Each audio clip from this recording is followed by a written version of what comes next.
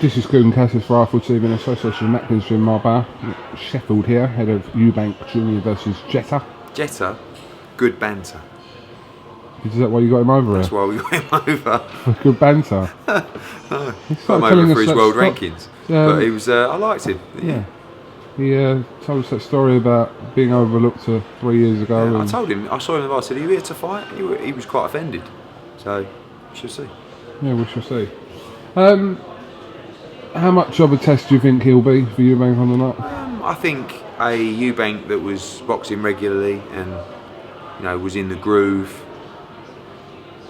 I'm expecting him to get him out of there in 5-6 rounds. Someone who's been out for 8 or 9 months, obviously got a new trainer on board, a lot more pressure now on a bigger platform.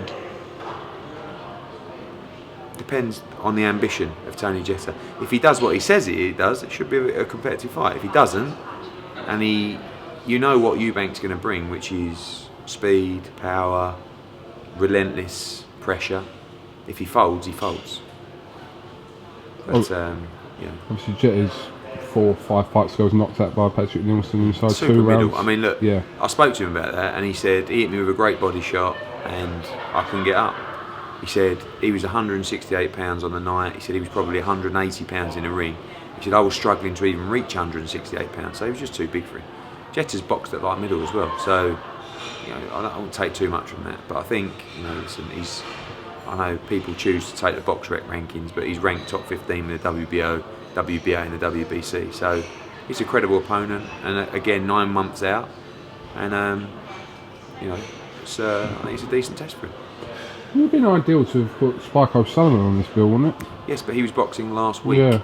So, things happen very quickly with that fight. I mean, one thing I'll say about the Eubanks is they will fight anyone. And it's so refreshing to deal with people like that, because when the Spike O'Sullivan fight started getting talked about on Twitter, I said, it's a great fight. And I spoke to English and I said, Spike O'Sullivan?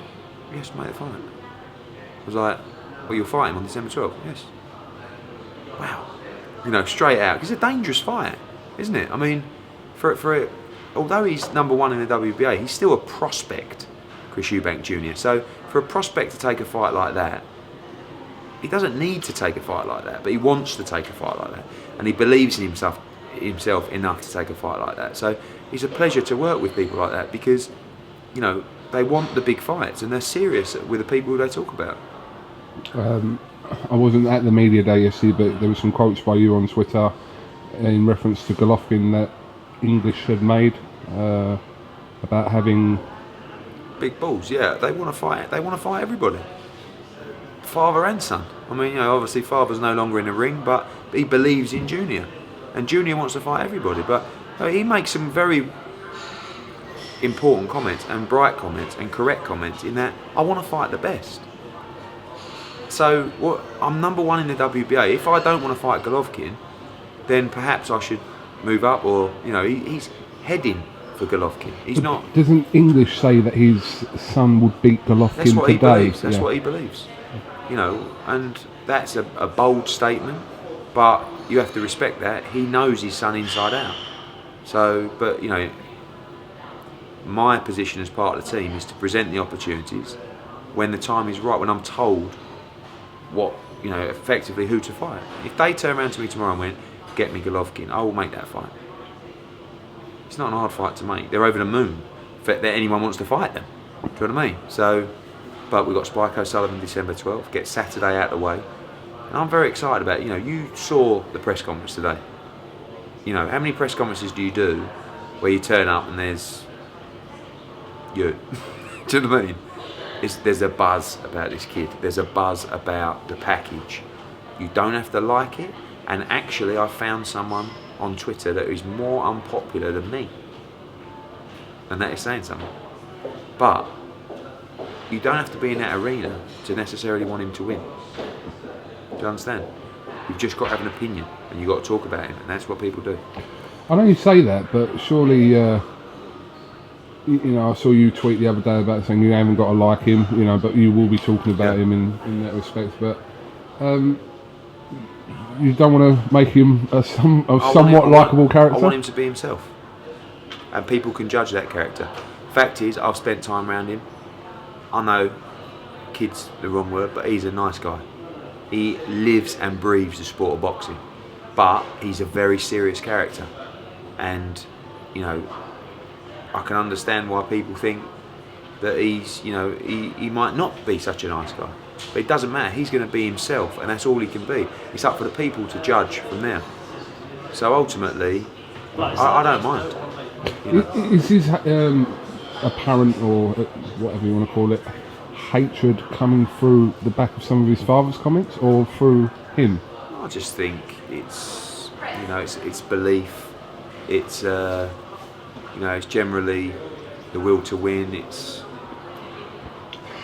He's very single-minded. His focus is purely on being the best he can be. And sometimes when that is all that's important in your life, you leave some other things behind, but you don't care, because you do whatever you have to do to be the best. Do you understand? So like, if you just, sometimes you might forget about other things that are important, because this is the only thing that's important to you. Does that make sense? And people like that, successful people, even people in business, can appear arrogant and can appear, you know, stubborn, and perhaps that's with me as well, because, you know, although my family are important to me, what is so important to me is being successful, right? Delivering for matchroom sport, delivering for the fighters, delivering for the fans also, yes, because I got moaned at the other day, and delivering for my broadcaster. I just want to be the best I can be. That's about having respect for yourself.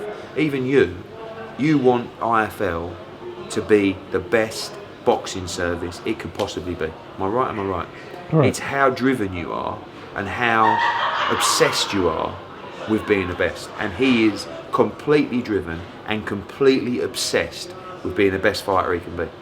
I've not seen him out at the gym. I've not seen him having fun with his mates. I've just seen him just behaving like a man possessed. Okay, fair enough. Just to touch on the undercard. Great card. I mean, you know, it's a kicker that Chavez and Brooks is off, because it's a great card. Still a good card. McDonald Parody is a really good fight. Parody is a little Rottweiler. Thought he could fight like that against Frampton, got chinned, but he's strong. By far the toughest fight of Gavin McDonald's career. Lee Wood against Josh Whale, which will start the broadcast, is a great fight. Eliminated for the British title. Atif Shafiq against Jamie Robinson. I saw you interviewing Atif Shafiq earlier on. David Howe's in a good fight. Also loads of other talent as well. So listen, it's we're going through the tickets at the moment. It's an administrative nightmare. That's what it is. We had around 8,000 sold for Brook. I think 7,900, and with 10 days to go, and I think we'll have definitely 3, hopefully 4 in there. But it's not been easy, but got to get through it. I believe it will be a good night, and roll your sleeves up and go again. Alright, at the weigh-in tomorrow? Now when you get a series of bits of bad news, all of a sudden some beautiful news comes. What, have you had that? No, not yet, but I'm just saying, that's what happens in life.